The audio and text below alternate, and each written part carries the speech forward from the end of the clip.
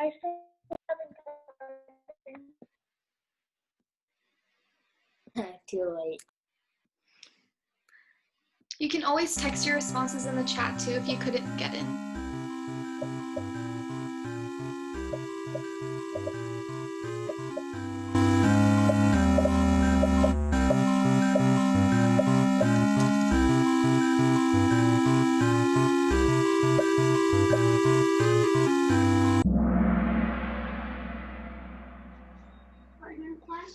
Yay. So just to kind of review this concept, because I know a lot of people said stomach acid, so we'll be going over it again today, but remember that white blood cells are part of the specific defense, not the non-specific defense. Wait, I tried getting invites on.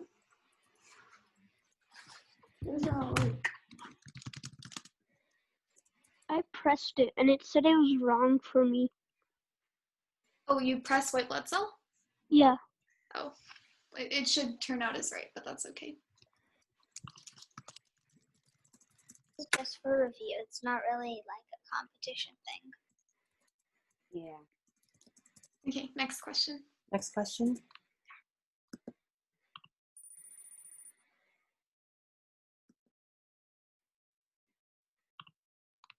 Hey.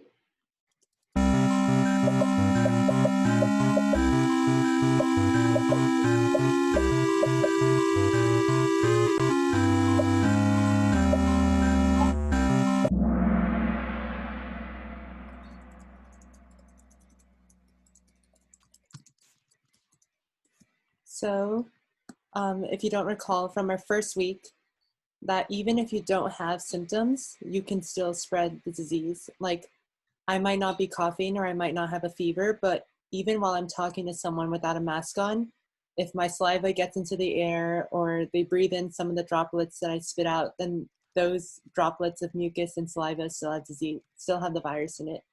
And it sounds pretty gross, but this is just a warning to be careful. We can do the next question.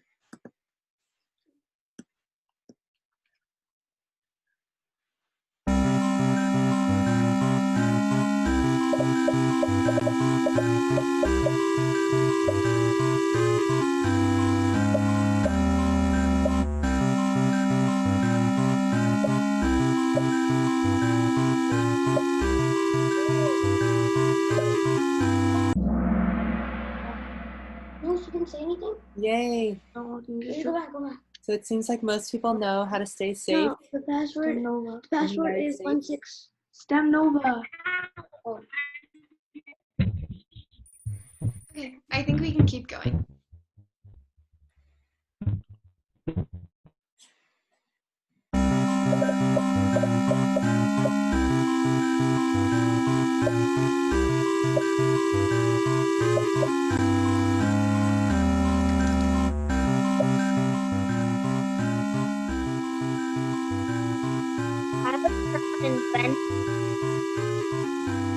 Huh? Why would anyone invent a virus? That's Exactly. a good Accident.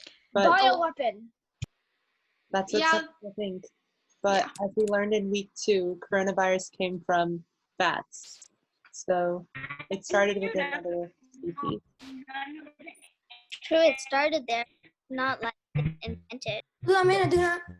I got in.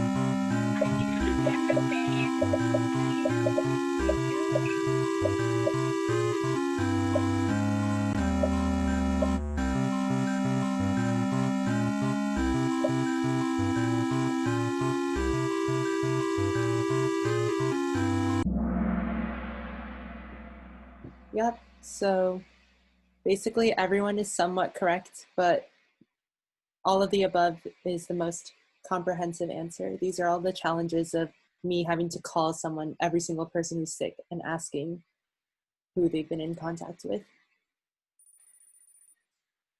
Okay, last question.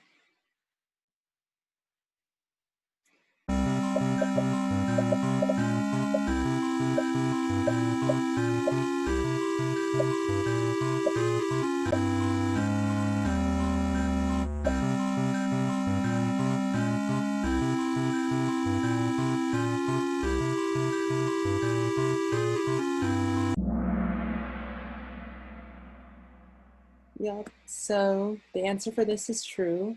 So technology and manual contact tracing must be used together.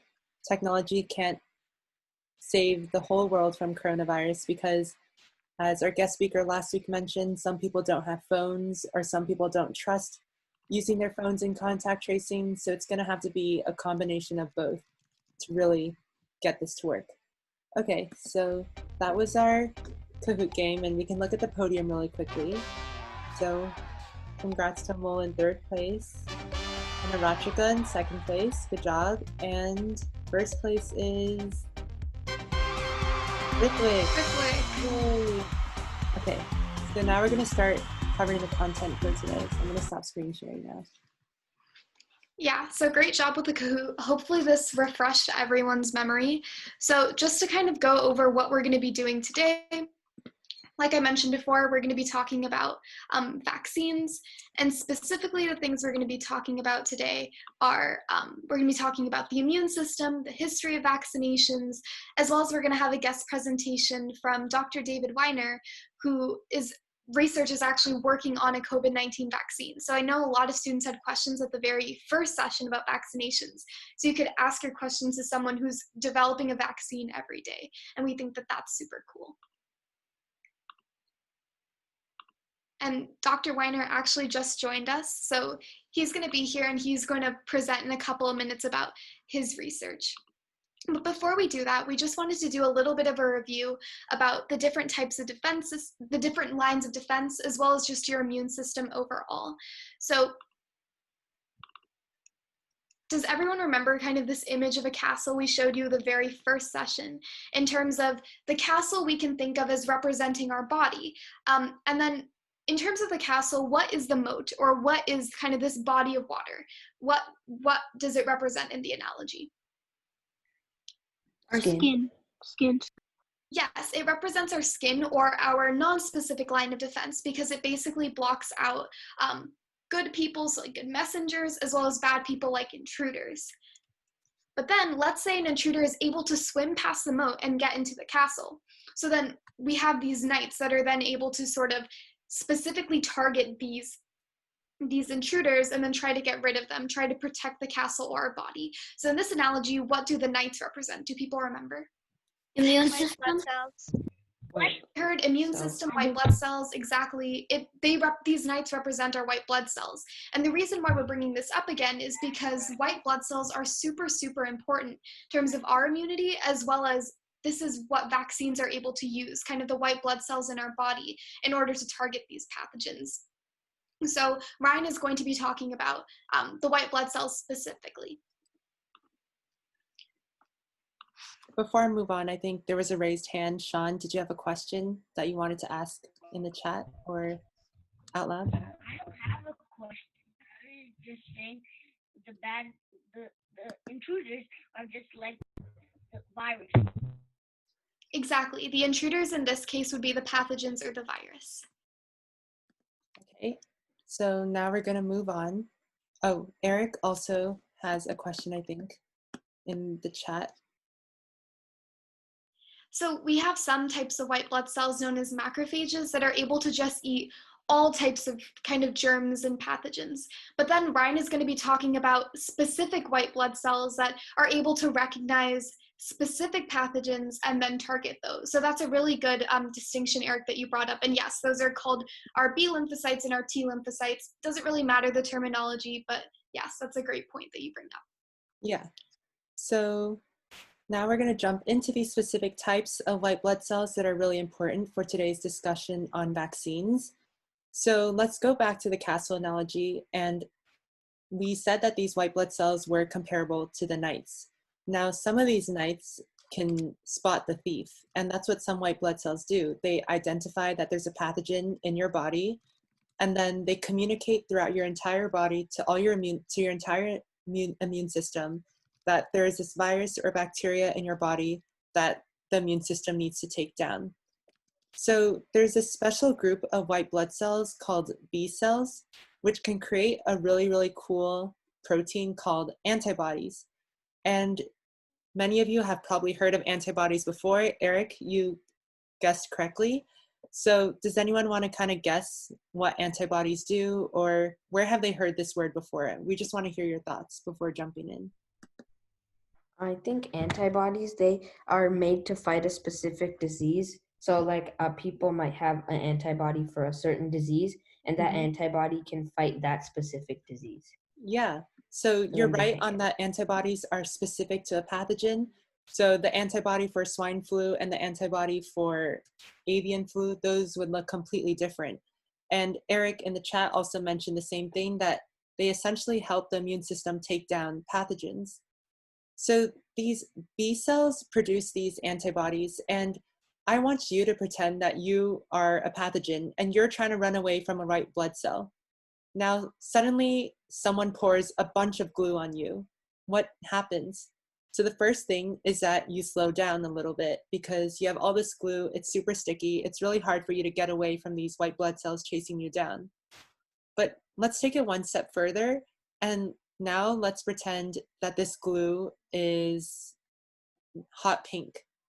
So now everyone can see you, even from a mile away, because you're covered in hot pink glue, you're moving very slowly. So essentially, antibodies do two things. They slow down or immobilize the pathogen that's trying to get away from white blood cells, and they also make it easier for other white blood cells to say, hey, oh, this person's definitely not from here, he's covered with antibodies, and we have to get him out of the body. So those are kind of the main functions of antibodies, and Eric in the chat is also mentioning how pathogens are clumped together, and basically antibodies just help us recognize what's native and what's foreign to our immune system. So does anyone have any questions about the function of antibodies? Yeah, and just to kind of add on to what Ryan said, if we can look at the screen, we have these little Y-shaped, these are the Y-shaped images, are these antibodies that are able to basically do like a lock and key sort of identification of this SARS-CoV-2 virus. So that's kind of what the image serves to show. Great. Okay, so now we're going to take one step further into the immune system, and this is what I think is super cool. So you've probably heard that if someone gets this chickenpox, they don't usually get chickenpox again. And there's actually a really cool reason for that. So the immune system, once we fight off a pathogen, we don't just forget about that pathogen. We actually keep blueprints or guides on how we can take down the same infection if we are able to encounter it again in the future. So I already see some people talking about it in the chat, but some of these B cells become memory B cells. And memory B cells are super, super cool. Does anyone want to try to guess what memory B cells do based on the name memory B cells? Yeah? So I think they so like if you get a virus or disease one time, then if it comes again, then it'll know that it's this virus. Exactly. So memory B cells, like their name suggests, they remember the pathogens, like what Akshar says in the chat, and they basically keep these blueprints of all these antibodies that they've made before. So the next time our body meets a pathogen, it doesn't have to waste all this time trying to figure out what type of virus it is, what type of bacteria it is. It already has these memory B cells on hand to deploy and make antibodies. So we're going to look at a quick graph right now to see how powerful these memory B cells are. So you can see, let's pretend I'm riding a bike, and the first time I trip and fall, I scrape my knee and a virus gets into my bloodstream. Since it's my first time encountering that virus, my immune response, I'm going to have an immune response, but it's not going to be that great. And you can see that my concentration of antibodies isn't that high, and it's taking quite a bit of time for me to even make those antibodies in the first place. 2 months later, I feel much better. I feel more confident about riding my bike, but I fall again. This time I shred my entire elbow and the virus gets in one more time. What do you notice is different about the second time my body reacts to the same virus that infected me 2 months earlier? Pasteur. Yeah, Rithwik's mentioned faster. I know Nidhi just raised your hand. Do you want to? So basically, the memory B cells remember this virus and then send the same what they did the first time to Yeah. take care of the virus? Exactly. So the second time I meet this virus, I already have my memory B cells that know exactly what type of virus it is. So they divide super quickly and they make many more antibodies, and I don't even feel the symptoms of this virus. So that's just a quick overview of what memory B cells do. Does anyone have any questions about these really cool cells in our body? No? Okay, so now Isha's gonna go over some of the history of the vaccine. Yeah, so now that Ryan has sort of explained the importance of kind of just understanding these different white blood cells and how they attack the antigens in your body, one thing that we want to talk about is kind of just the history of vaccinations altogether. And we're going to be showing you a video just because we think that that's probably one of the coolest way to show you just kind of the history of the smallpox vaccination, which I'm sure a lot of you have heard about. So we also want you to kind of keep in the back of your mind as you're watching this video, yes, Eric, Edward Jenner, keep in the back of your mind sort of the scientific method that these researchers were using in order to create this vaccination. So let me share my screen.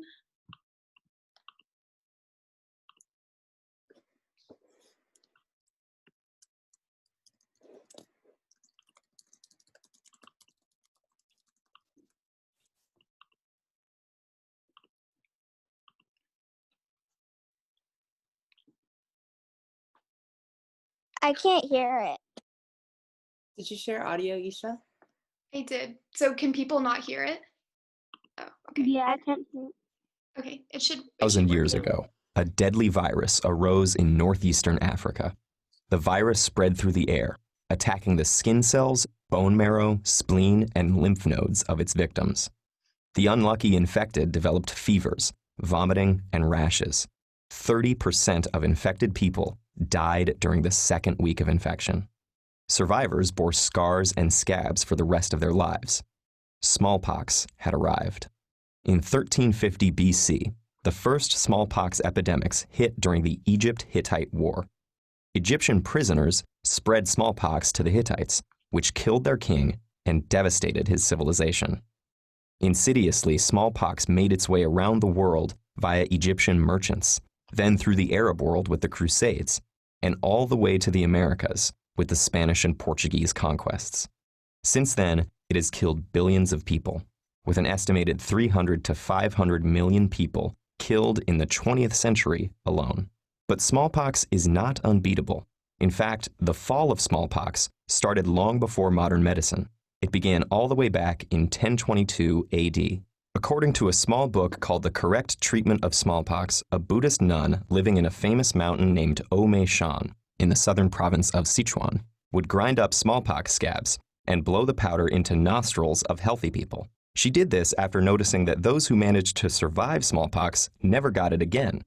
And her odd treatment worked. The procedure, called variolation, slowly evolved, and by the 1700s, doctors were taking material from sores and putting them into healthy people through 4 or 5 scratches on the arm.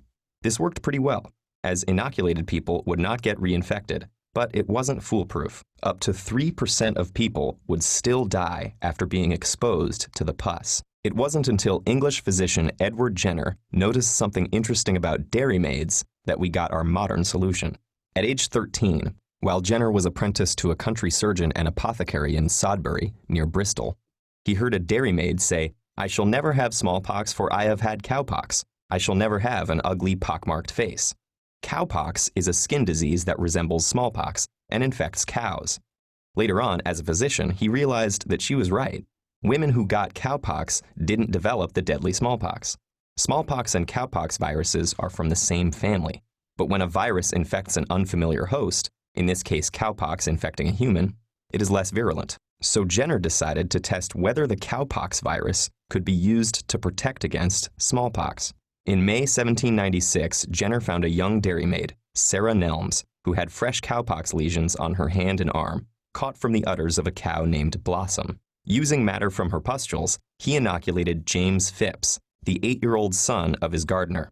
After a few days of fever and discomfort, the boy seemed to recover. 2 months later, Jenner inoculated the boy again, this time with matter from a fresh smallpox lesion. No disease developed, and Jenner concluded that protection was complete. His plan had worked. Jenner later used the cowpox virus in several other people and challenged them repeatedly with smallpox, proving that they were immune to the disease. With this procedure, Jenner invented the smallpox vaccination. Unlike variolation, which used actual smallpox virus to try to protect people, vaccination used the far less dangerous cowpox virus. The medical establishment, cautious then as now, deliberated at length over his findings before accepting them. But eventually, vaccination was gradually accepted, and variolation became prohibited in England in 1840. After large vaccination campaigns throughout the 19th and 20th centuries, the World Health Organization certified smallpox's eradication in 1979. Jenner is forever remembered as the father of immunology. But let's not forget the dairymaid Sarah Nelms, Blossom the cow, and James Phipps, all heroes in this great adventure of vaccination, who helped eradicate smallpox. Okay, so with that, we hope that everyone sort of understands the history of vaccinations. And like the TED Talk mentioned, we shouldn't, like scientists, it's not just a scientist discovery, scientists build off of other scientists. So for example, Edward Jenner, he also kind of created this idea of using cowpox to treat for smallpox or prevent smallpox from the inspiration of that Buddhist monk who, you know, kind of identified the idea that if you're able to grind up smallpox and put it through someone's nose, it prevents them from getting it in the future. So that's something that's really cool. And just to kind of recap this entire thing before we hand it off to Dr. Weiner, I'm going to share my screen one more time to explain the concept. Okay, so hopefully everyone can see my screen. So just to clarify again, Edward Jenner basically realized after talking to some dairymaids that because they had developed cowpox, because they were in constant contact with these cows, they didn't develop smallpox. And so based on this knowledge, he inoculated James Phipps, that 8-year-old boy, with some samples of the cowpox from a dairymaid. And Phipps fell ill and he had a mild fever, but when Edward Jenner inoculated him again with smallpox, he noticed that James Phipps did not become ill from smallpox, meaning that even though he fell ill from something that was less dangerous, the cowpox, it protected him from something that was super dangerous, like smallpox. And that's sort of the theory behind vaccinations in general. So does anyone have any questions before we hand it off to Dr. Weiner? And he is the expert, so you can also save your questions for him. So I know Eric mentioned in the chat what type of vaccines we'll be talking about. I think that's a great question for Dr. Weiner, so we can pass it on to him. And I think Aduna had, I know someone raised their hand earlier, if you want to voice your question in the chat or with your mic. No? Okay.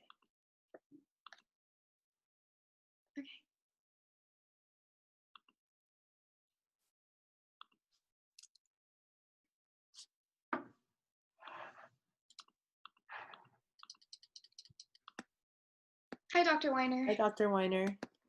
Hi guys. Hi Ryan. Hi Aisha. Thank you so much for joining us today.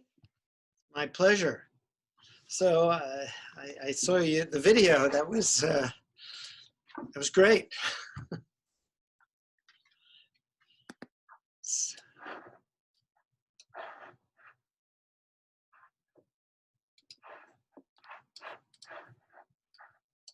So I know with that, we were hoping that you would be able to share with students sort of your research with the COVID-19 vaccination, as well as just background research and experience in terms of what does a vaccine even look like for kind of a global pandemic at this length.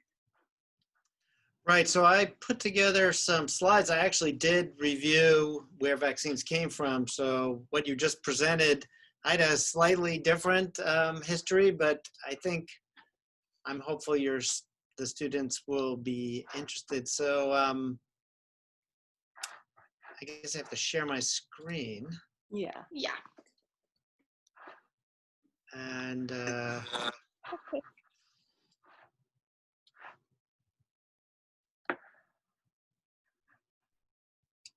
can you guys see this? Yes. I can see it. Yeah, I can see it too. Great. And you guys will be reading the questions if they come up, because I don't really see them. Yes, we can do that. And I think maybe just for a full screen view, maybe go to view on the top, but I think this also works for students. Right. Sometimes when I do that, the screen does not cooperate. Oh, okay. This is perfectly fine then. Right. So thank you so much, everyone, for inviting me to join. I tried to give a little background. You know, I have some pictures on here of our new environment, social distancing, the way our lives are changed by one infectious agent. How are your lives changed? A lot. Have you had, like, what's some differences that you're forced to put up with now that we're in this new pandemic environment? I'm not allowed to go to school or actually meet up with my friends or go on cruises or have any fun. I'm actually confined in my home and I can't even go out to bicycle. Yeah. Well, we haven't seen our daughters because my wife is a high-risk person, so they've grown, so that's been a problem. And I'm sure, just as we heard, everyone has difficulty shopping and regular things, regular tasks. So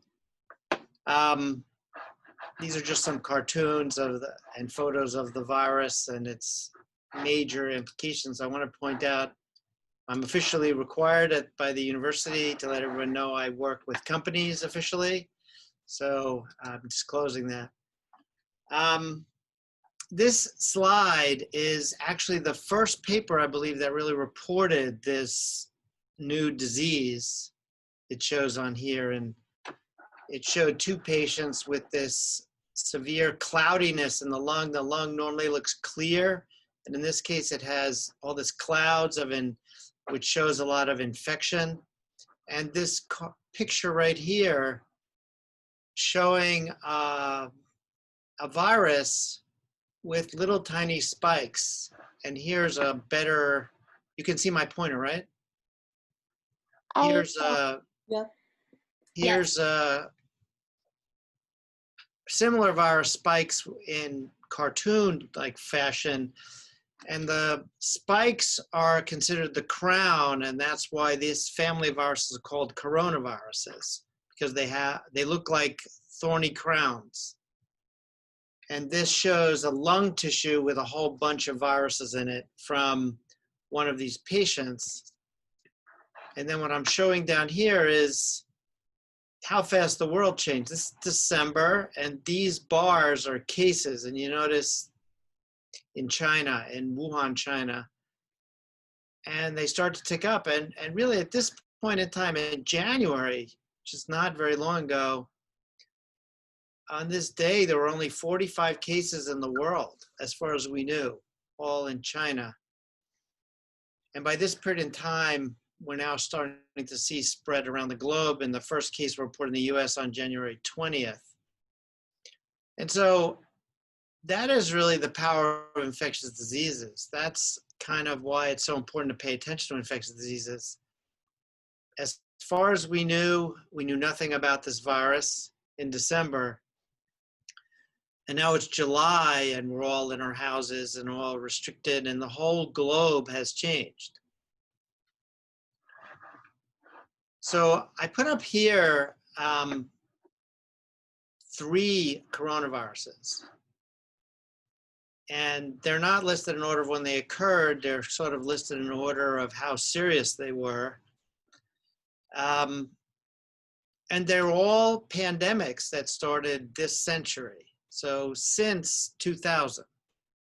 So the first was SARS, severe acute respiratory syndrome, which is a coronavirus. That's what COVID means. And I think you've heard about it in this course, these other coronaviruses. And these other two have the normal, more normal pattern we see of these kind of outbreaks where they come on us, they cause a lot of stress, they make the newspapers, some people start to die. But SARS, for example, was controlled by public health measures, which means separating people, contact tracing, which is following where the infection comes from and separating anybody who might get it from others, and preventing spread to other people. And they crash within about, in this case, it was about 9 months. And then MERS, which was the most deadly coronavirus, it killed about 34% of people who were infected with it. And it came from the Middle East. Camels get infected with it, particularly juvenile camels, and they spread it to other camels. But camel herders can get infected by working with camels. And one businessman who is near a camel farm came back to Seoul, Korea, and brought it with him and started an outbreak that wound up infecting more than 1,000 people and causing the same kind of shutdown in Korea we're now seeing around the globe for COVID-19. So some of the things we've learned about these family of viruses, they all start in bats. So bats harbor a lot of them. We're not really sure why. And then they can spread to an intermediate animal host, such as I mentioned for,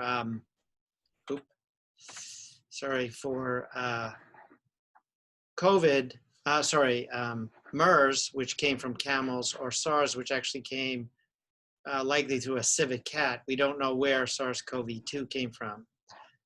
And they can have a major impact. And they, and clearly in this case, it's not going away by itself. And this is a set of data to show that. In the US, I'm showing on this graph, cases in March were so low we didn't really score them, but now we're up to more than 50,000 cases, new cases every week. And we've had more than 136,000 deaths. We also have a lot of people who are sick, and that's really a problem. Now, this graph is kind of a worm graph. What it shows in the different colors is how many different, where are all the infections around the world. It's kind of a pretty way to show things on a day-by-day basis. And so what you see is different countries, Mexico, Brazil, Peru, other countries in Latin America. By being on the top, that means they comprise the most cases. The United States is right here. So the Americas, including us, have the most cases. Globally, there's about 5,000 deaths now. And so really most of the activity for control and containment is now moved from Asia and Europe to us. Now, I saw your video, so I don't know that I needed this section, but I did want to talk about vaccines come from, and I had some slides, so I guess I'll ask you questions as we go through that. So now, smallpox was mentioned. More than 1 billion people likely died of smallpox. It would roam around the globe and kill about 1/3 of the planet every 30 years. It's kind of an incredible pathogen. This is a painting of death among American Indians, Native Americans, due to settlers bringing smallpox. And it's gone from the planet. Vaccines wiped it out, as you heard. So before I go to the next slide, where did they say that the first smallpox type of approach, which was called variolation, came from? A Buddhist monk. I know. A Buddhist China. monk. China, right. So I usually start talking about smallpox with this person, Lady Mary Montagu. Lady Montagu was, when she was young, considered one of the most beautiful women in the world. She would be at like a date on The Bachelor or something. She would be a very rich, famous, good-looking person who was an influencer or something like that.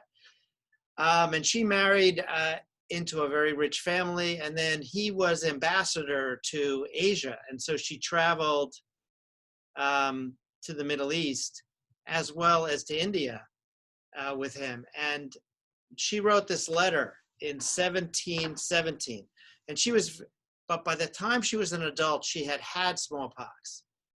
And 100% of people who get smallpox become scarred, and she was scarred for life. And actually, as an adult, she mostly wore a kerchief to not let people see. And she was very afraid of her children getting smallpox and either being killed by that or having the scars.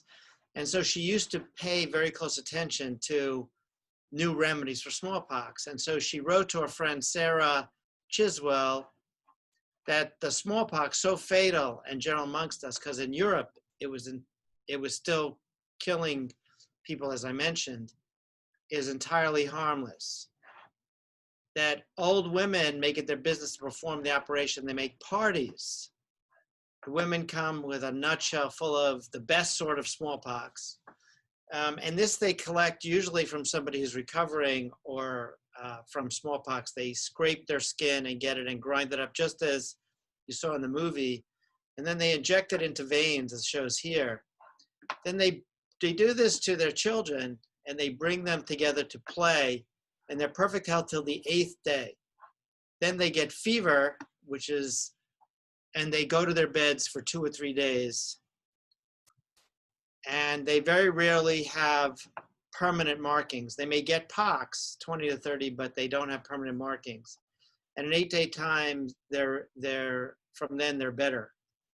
And they have a wound that remains. That wound was very important. It showed that you were variolated, which is the process, and therefore you could not spread smallpox or get it, because people who have smallpox are immune for life. And by bringing this back to England, she influenced Jenner. Jenner now knew about this. He was a country doctor, as we'll talk about on the next slide. And in fact, this practice really controlled smallpox in Europe until the time of Jenner. Okay, so we heard about Jenner. Jenner noticed what about milkmaids? They were immune to smallpox because they had cowpox, which is like in the family with smallpox. That's exactly right. Here's paintings from that time showing Sarah Nelms, the milkmaid's hand with her smallpox lesion, and there's the cow udders showing the exact same lesion. This is Jenner, sorry? Where do you get scarred? You get scarred wherever they would inoculate you. So inoculations later became on the arm and the upper arm, and so you would be scarred in this area and people would see. Jenner would vaccinate by taking cowpox and puncturing the skin about 5 to 8 times, and so the lesion would be on the person's arm. Actually, I am old enough, I received smallpox vaccine and I have the lesion on my arm. And that lesion, again, was used as a mark to let you know when you went places it was safe, you weren't going to spread smallpox. Smallpox was eradicated in 1979 and vaccines stopped in the US in the 1980s. So I'm older than that. And in fact, James Phipps never had scars except at that spot that Jenner gave him. And this was how he proved to the world he had made a vaccine for smallpox. They didn't have TV, they didn't have telephones, they didn't have radios, he couldn't take a picture. So he would travel with James Phipps and he would bring him to a town. He would say, "Look, see, he has no scars," and then he would give him smallpox, and the child would be fine. And he did that 20 times in his life, and that's how he proved to the world he had made a vaccine for smallpox. So that was one of the first vaccine attempts.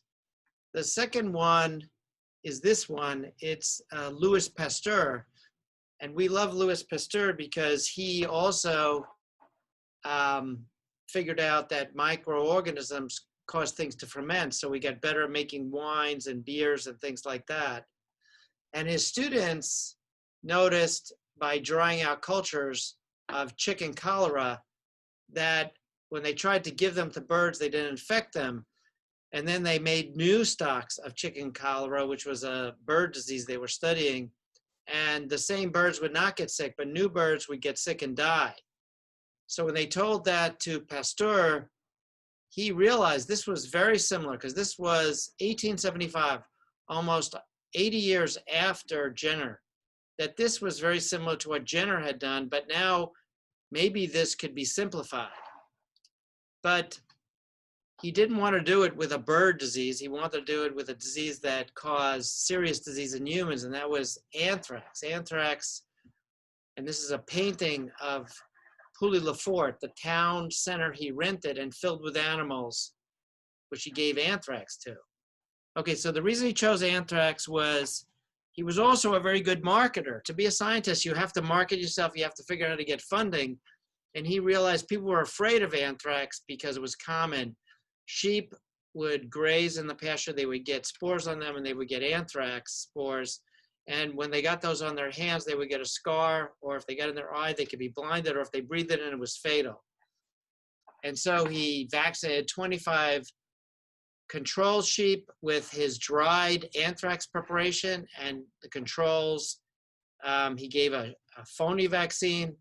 And actually, it's recorded that he collected a lot of other animals too, like camels and goats, and in order to attract attention, which he did. He received, many people came to watch this. And within 2 days, he had proven by giving all the vaccinated animals anthrax, and the controls all died, and the vaccinated animals all lived. And there were so many press there that they all published this, and he became one of the most famous people on the planet from this. And his technique, he predicted, would eliminate infectious disease.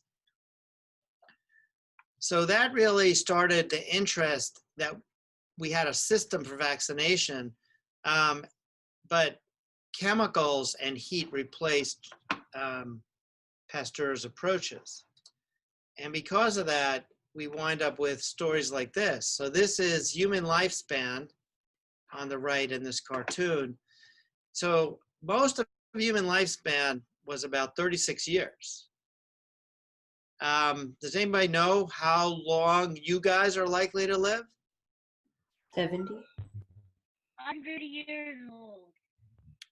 Well, the 100 is closer estimate than the 70. 70 is how, so when I was born, it was the 1950s, the average lifespan of American man was 55. In 1965, the average lifespan of an American man was 63. Nowadays, the average lifespan of an American man or woman, women live longer, by the way, is hovering close to 80. And you guys are going to live well past your 90s. So you guys have a long life with lots of things to accomplish in your career. So what this shows is smallpox vaccine. These are cases, and then the vaccine comes in, it goes away. Whooping cough goes away, all those bright colors, mumps, measles, rubella. And they have been, so these traditional approaches I just showed you served us well, but they take a long time, usually 2 or 3 decades to make vaccines. And so we need more rapid approaches. So I heard you talked about T cells and antibodies. Antibodies are these sticky molecules in our blood, and T cells are cells that patrol our bodies constantly and touch every cell. When they find a cell has something foreign in it, they kill the cell. They're the Navy SEALs of the immune system. They're trained hunter killers. Okay, so the difference between antibodies is that proteins in our blood, and killer T cells are cells that are full of toxic chemicals that kill whatever if they decide they're harboring something foreign. Okay, so those are the two arms of our immune system. Now these show a lot of recent studies, immune studies of SARS-CoV-2, the virus that causes COVID-19. And I'll just tell you the highlights. So this is a coronavirus and it's covered with soluble proteins. What are those proteins called of the immune system? Antibodies. Antibodies. They're antibodies. They're made by B cells. That's right. And when they do that, they flag them and they can inactivate them directly. And these studies say that many people have antibodies, but many people have very low amounts of these antibodies once they've recovered and are well. And this paper says that a lot of people who are recovered and well also have a lot of these. These are T cells that can kill SARS-CoV-2 inside of our cells. And so now a lot of people are thinking for vaccines, we need a vaccine that makes antibodies and T cells. That would cover the most bases. So modern approaches, there are some really dramatic changes. We don't always need viruses, and my lab works on delivering information as the genetic code to instruct our bodies to make the foreign proteins I just talked about. And so what smallpox vaccine did is it took a virus and then infected us with it, so that infection then produced viral proteins. Those viral proteins are then seen by, what are the two arms of the immune system? Non-specific and specific.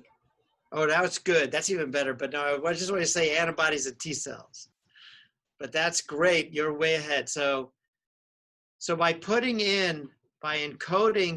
in the genetic material piece of DNA for the spike protein, this outer protein of the coronavirus, and delivering it into a person, it instructs that person's cells to make the spike antigen. As soon as it does that, those immune cells say, wait a second, why is your body making a spike protein? You must be infected, and it instructs the immune system to then expand in B cells and T cells, and so you get both. And that's both for these new type of vaccines that are RNA, which is sort of the software, and DNA, which is the storage molecule of the immune system. And it's proteins that the immune system responds to.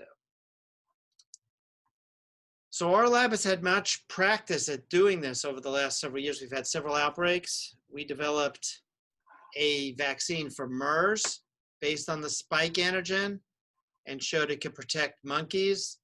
This is a monkey control, and these circles show where it had disease, and these are vaccinated monkeys.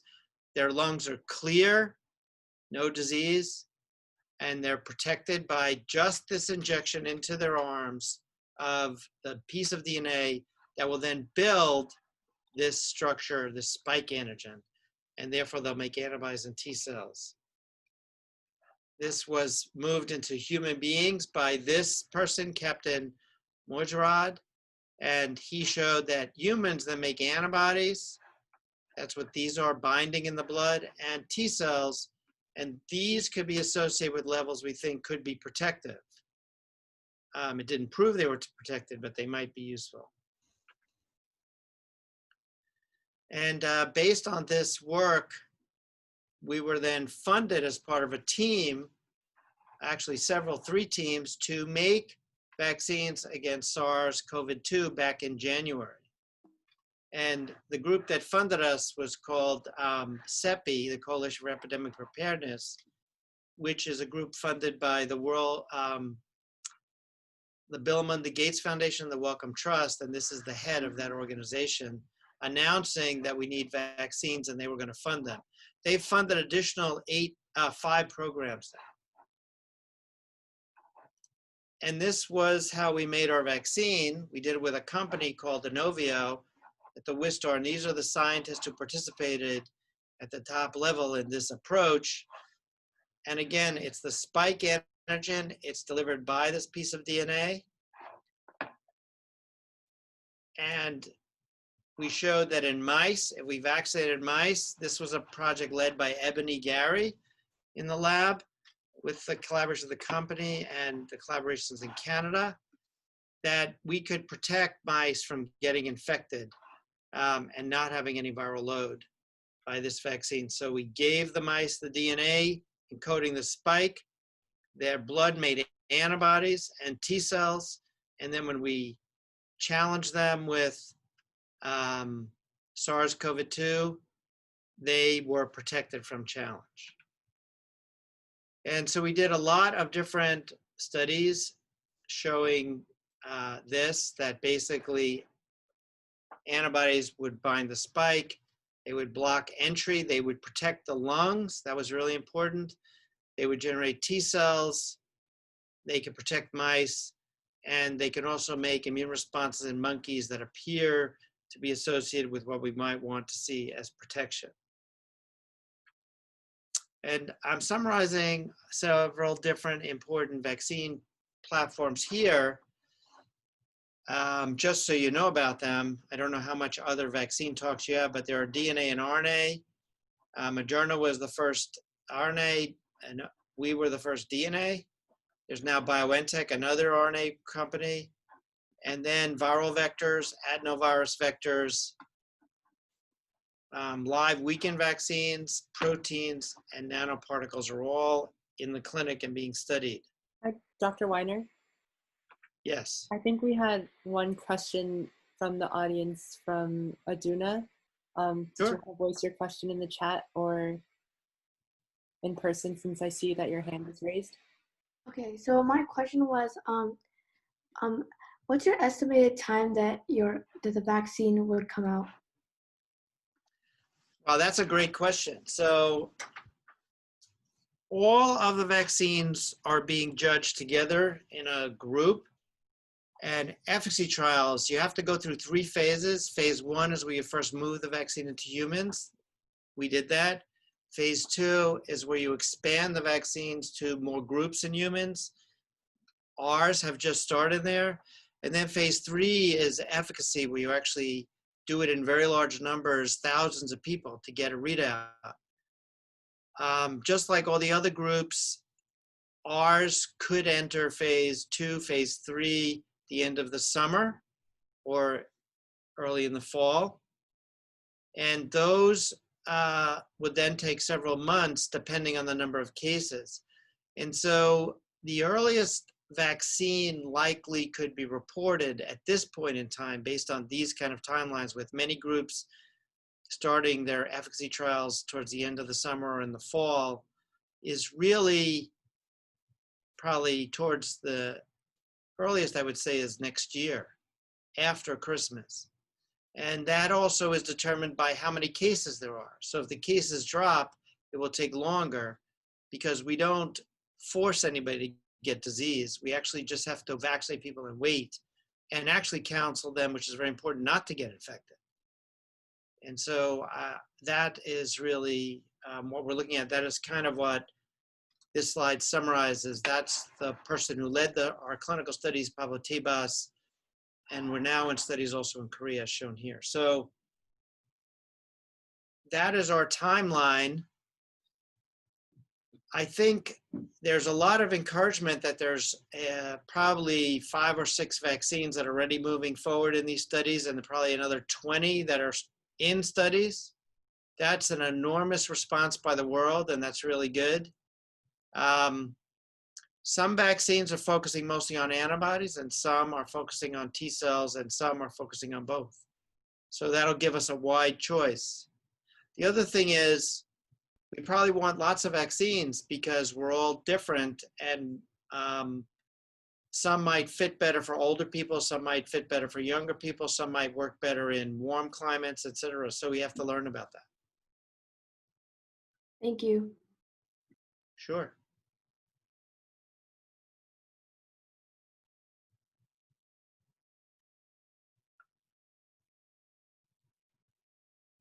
Another student, Dr. Weiner, messaged me privately with the question about, in terms of vaccines to be effective, like what percentage of the population would need to be vaccinated? Or is that sort of that threshold? That's a very important question. That's herd immunity question. So if we talk about some older vaccines, measles requires 95% of the population to be vaccinated in order to have herd immunity. Herd immunity is where we have enough people infected, protected, that have immunity, that they prevent the virus from spreading. And different viruses are easier to spread than others. So an easy to spread virus needs bigger herd immunity. A hard to spread virus can get away with lower herd immunity. So our historical vaccines, mumps is probably 70%. Polio, a very famous vaccine, Jonas Salk's polio vaccine, was only about 70% effective and didn't vaccinate 100% of the country, and yet wiped out polio. So in North America, so that was about 70%. So I would say we're not really sure, but I think people think it's not 95%. They think it's somewhere between 60 and 80%. And there's even some estimates that it might be lower than that. We also have somewhere about 10% of the US is probably already infected, even though the numbers say lower, because we're discovering there's a lot of mild cases, and those cases were controlled by T cell responses. And so we miss those. So that's, if 10% are already infected, you know, that brings down the number. But you can see that's still a long way off. We still need a vaccine. I do want to mention there are other things that might get us out of this predicament, and that is drugs. If we, in Philadelphia, for example, the death rate has really come down in the local hospitals because we're less being overrun by cases, and they're able to be managed better than they were just 2 or 3 months ago. And that's spreading to many other cities. It's not unique to Philadelphia, but it has started on the East Coast. And that's also because of some new therapies, but there are more therapies in trials, and as more come out, that might make us feel we could lower some of the restrictions as well. If we can get well below 1%, I think we'll start to get comfortable. And so those are likely to come out before the vaccine, some additional drug testing. So I think we can look for that as well. We have a Awesome. question. Oh, Brian, you can go ahead. We have a question in the chat from Withwick saying, how long does it take for an antibody to fight off a virus generally? Or I guess for SARS-CoV-2, how long does infection usually last? So mild cases are likely about 2 weeks. That's significantly longer than flu, by the way. The people who get sickest, though, can be 6 weeks. Mm-hmm. That's a very long time. So it's a spread. Okay, thank you. I think we also had another question in the chat, which was just, in terms of developing a vaccination to target SARS-CoV-2, would we need multiple vaccinations? Are scientists thinking of just one? How is that going to look? So there's discussion about that. So really live vaccines, the kind that Jenner made, are not really being used for the most part. And the reason is it takes a long time to grow something up and determine it's safe in the vast majority of the population. That usually takes decades to learn how safe it is. And so the most rapid things that are moved to the clinic are things that are non-live, that can't grow, can't spread. They're inactivated proteins, they're killed viruses, which are also actually slower to kill a virus and be sure you've really killed it. Or they're genetically engineered gutted viruses. That's several of them. There's 3 or 4 of those that can't replicate and just are sort of dead viruses. That's a popular one. And then there's RNA and DNA, which are pieces. And so since they're not live, most people are thinking about 2 shots and maybe even boosting later. You know, the most at-risk populations are the elderly, and they don't make very good responses to vaccines like young people do. And so there, it might be, they would get 2 or 3 shots. Young people would probably take 2 shots originally. And there might be booster vaccines later. I mean, sort of like young children get a bunch of vaccine shots over their life. I think Aduna had a question about, so I guess earlier in the example, we mentioned that milkmaids, when they had cowpox, they weren't able to get smallpox. And I guess he was just wondering, are there any other viruses that are like a milder form of the coronavirus that maybe would kind of work in the same way, where a vaccine for other type of virus would essentially provide immunity to SARS-CoV-2?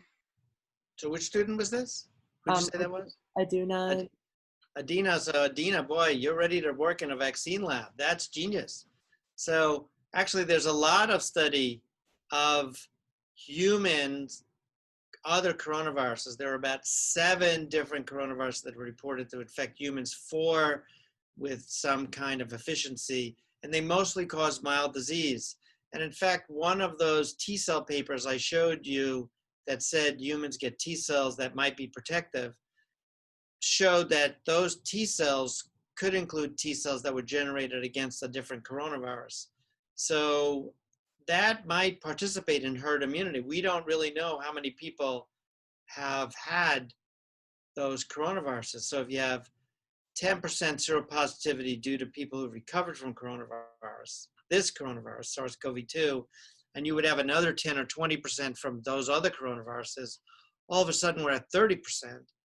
That's starting to change the picture and could even influence eventually this new terrible coronavirus pooping out, which would be great. And Krishna was wondering in the chat, are there like biological agents like viruses or other viruses or pathogens, I guess, that can kill COVID-19? And are there drugs that can get rid of COVID-19 being developed right now? So like removing the virus from your body. So those are really both, high biotech questions. So the first is sort of a heat and destroy, target and destroy missile approaches. There is a sponge approach that's been described for trying to soap up inside your body, molecular sponges. Mm-hmm. I think that's a long way off, quite honestly, because it is very complicated to deliver large things like that. Even though it's a molecule, it's a giant set of molecules into the system.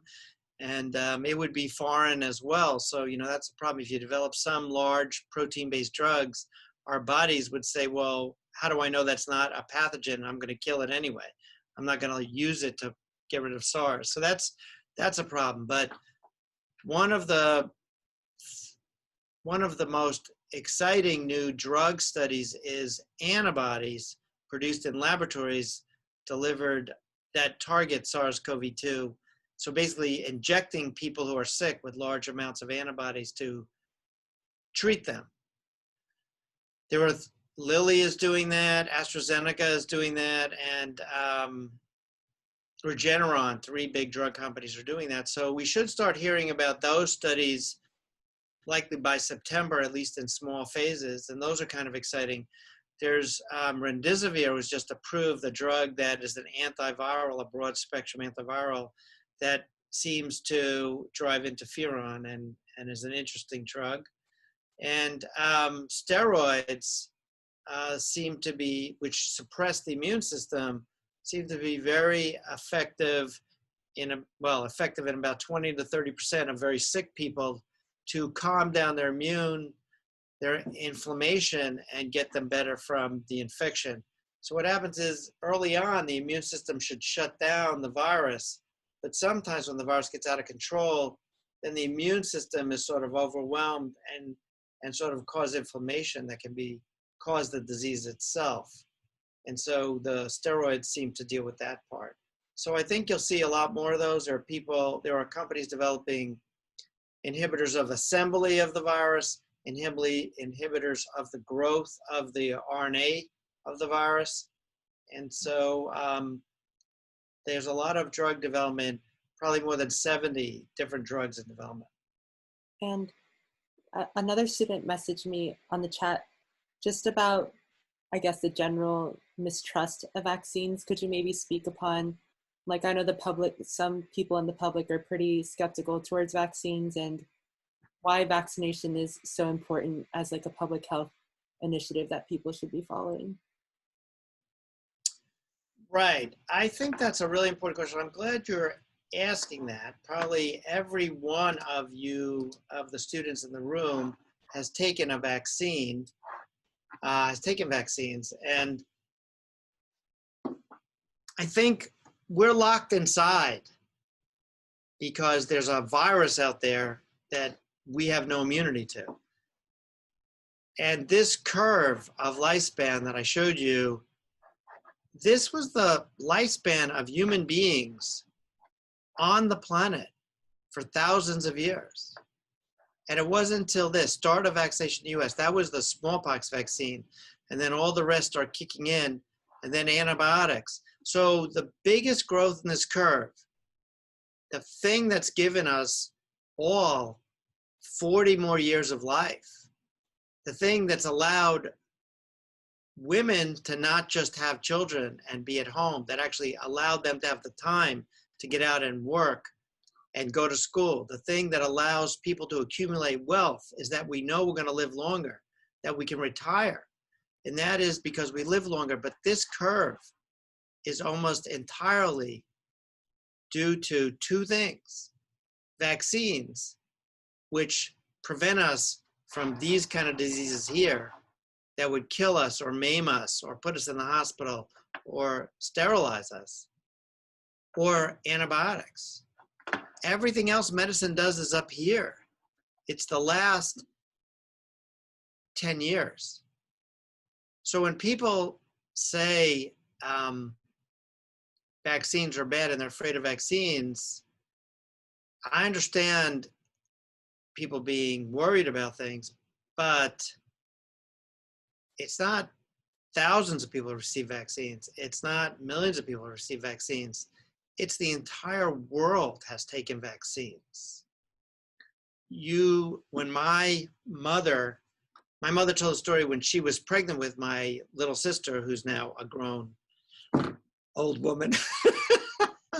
No, don't say, are you recording this? Because if she hears me say that, that'll be terrible. That was a mistake. So my little sister, when she was pregnant with my little sister, my mother said she had to avoid children because there was a rubella outbreak in New York City. And if she contracted rubella, my sister would have been born with birth defects. And so imagine that moms having to stay away from their own kids because they could get infected. My aunt had polio. She couldn't walk normally at all. She had one normal leg and one leg that was like a little tiny stick. And so polio was rampant when I was born. Luckily, the vaccines came out right around that time. So I was given a polio vaccine. And we had kids in my school who had polio that we went to school with. There were many of them confined to wheelchairs, and all this type of thing because of the birth defects of the infection. Measles killed hundreds of thousands of people and really decimated native populations. So I think we have lots of evidence of what vaccines do. Vaccine safety requires us test in millions of people. So I'll give you an example of vaccine safety. The first rotavirus vaccine, which we don't sell anymore, in 4 million children who are vaccinated. Now, rotavirus causes about 400,000 deaths of children worldwide every year, and it puts more than 100,000 US kids in the hospital, between 100 and 200,000. It's one of the biggest cause of hospitalization from diarrheal diseases. Well, the first vaccine was developed 28 somewhere between 24 and 28 children out of 4 million who received the vaccine wound up having intestinal inflammation. So that's 4 million protection, 28 wound up in the hospital. We caught the 28. We actually, the FDA noticed it when it was about 14 or 18 cases and shut it down by the time it got 28. It was saving 400,000 lives a year globally, but we still stopped using it. And so that's, the new vaccine has almost no cases of intestinal swelling. And so that's really the risk people are talking about when they say vaccines aren't safe. Vaccines are very well monitored. They're very controlled. We follow them post-licensure. Every doctor has to report any side effects. So I see there's a question by Sean.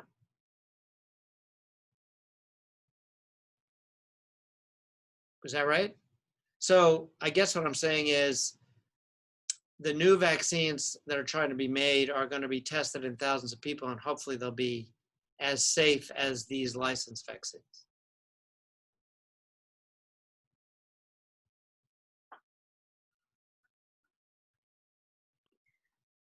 Krishna, I know you had your hand raised. You can also jump in and ask your question now to Dr. Weiner. Oh, okay. Dr. Weiner, why does, like, it doesn't say like younger, like people who are younger, like they are like they have a less chance to get coronavirus than older people? Is that because of their DNA or their blood cells or something like that?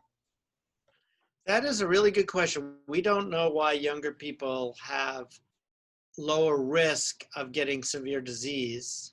It might even turn out very young children don't get infected very much.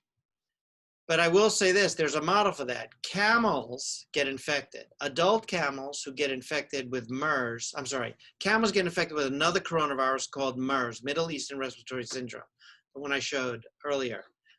MERS can cause severe disease in older camels. But in juvenile camels, baby camels, they get infected, but they just get runny noses and they don't really get very much sick, but they can spread the disease sometimes. For SARS-CoV-2, it's not clear even how well very young children spread disease, and guys your age don't get very severe disease at all. So it's actually people over 30 start to wind up in the hospital, and the oldest people, 60, 70, and 80, are the ones most at risk of dying. So that, we don't know why yet. But What if your age is 20 to 30? 20 is, only in this newest outbreak have we seen more people in their 20s winding up in the hospital. Before this latest Western expansion, it was really over 30 we were seeing that. And the numbers actually of young people, because there's more of them, could be high, but the overall percentage was low compared to older people. Okay, thank you. I think one of the other questions that I got in the chat was just if you could maybe explain the different phases that vaccine trials have to go through in order to be able to be actually used in humans. So the phases, that's a great question. Phase 1 is where you test just safety. You put that into a certain number of people. Usually that's less than 100 people, and just see, and you usually start in healthy adults, and basically, are they fine? And then you expand that to other groups that might be more at risk, such as older people, people with certain diseases that might be important for COVID or so, whatever the disease is. And then you can also start doing dose finding, and that's called phase 2, where you pick your dose. And that usually is in hundreds of people. And then the last phase is efficacy or licensure, where you actually try to vaccinate enough people and sit and watch to see how many people get infected. And you have to have 2 groups in that study: people you vaccinate and people you don't. And you watch to see whether there are more infections in the people you don't vaccinate than the people you do. And that takes thousands of people. And so that's phase 3. And getting through phase 3 with a big difference in numbers, your vaccine can then be licensed and then given to people. There's another way, which is if there's emergency use declaration based on smaller numbers that also show that are early in phase 3 when they're not really through the study. And that can allow it to be in people too. But that's still sort of a modified phase 3.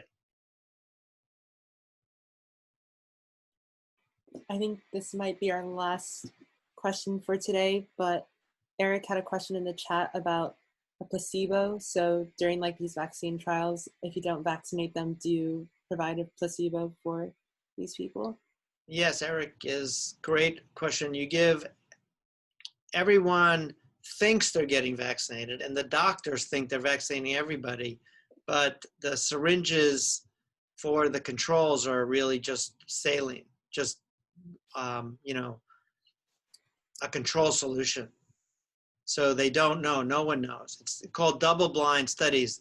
The doctors can't know and the patients can't know. It's coded, and only the uncoding institution, which is called the Data Safety Monitoring Board, really knows who received the vaccine and who are the controls. And then that way there's no bias. And studies are supposed to include diverse people of diverse ages, genders, ethnicities, so that you cover everybody, so that when you license your vaccine, you're not surprised to learn later on that it only works in certain people. I think we also have, Anuj has his hand raised in the chat. So Anuj, if you want to ask your question, I think this will be our final question. Okay. Okay, so I wasn't here for the start of the class. I'm not sure if you answered this question already, but since your job is to make vaccines, what types of vaccines do you make? So that's a great question. So I'll tell you the vaccines we've been involved in. We've made a vaccine that's in studies and will open up in Africa for Ebola as a backup to the first viral vaccine. We made the first Zika vaccine. And we made a MERS vaccine, Middle Eastern Respiratory Syndrome, that's in expanded studies in Asia, and now SARS-CoV-2. We also developed a cancer vaccine for treating brain cancer, glioblastoma, which is in trials at Harvard and at Penn. And we also developed a vaccine therapy for cervical disease, which is in phase 3 studies right now. So those are some of the major things we've worked on. That's cool. Thank you for answering my question. Of course. Well, I think the time is almost 4:30, so our session sadly will be coming to an end today soon, but can everyone give a big thank you to Dr. Weiner for taking his time to come out here to talk to us about his research? Thank you, Dr. Weiner. Thank you. Dr. Weiner. Well, thank you all so much. It's really great to visit with you, and you're amazing. Keep on going, guys. Thank you, Isha. Thank you, Ryan. Thank you. Of course. Thank you, It's Dr. awesome. Weiner. Bye-bye. Bye. So hopefully you guys found Dr. Weiner as cool as we did. And Isha, do you have any closing words for today? Yeah, so does anyone have any questions right before we end? But yes, we hope that you found him super interesting. I mean, just to kind of recap what he said, his lab was involved with creating the first Zika vaccine, also an Ebola vaccine. Like, these are diseases that have ravaged communities internationally, so it's pretty amazing to be able to talk to someone who is at the front line of helping these communities. That's cool.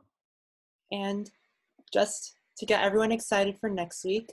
So next week we have Dr. Vivian Lee, who is involved with Google.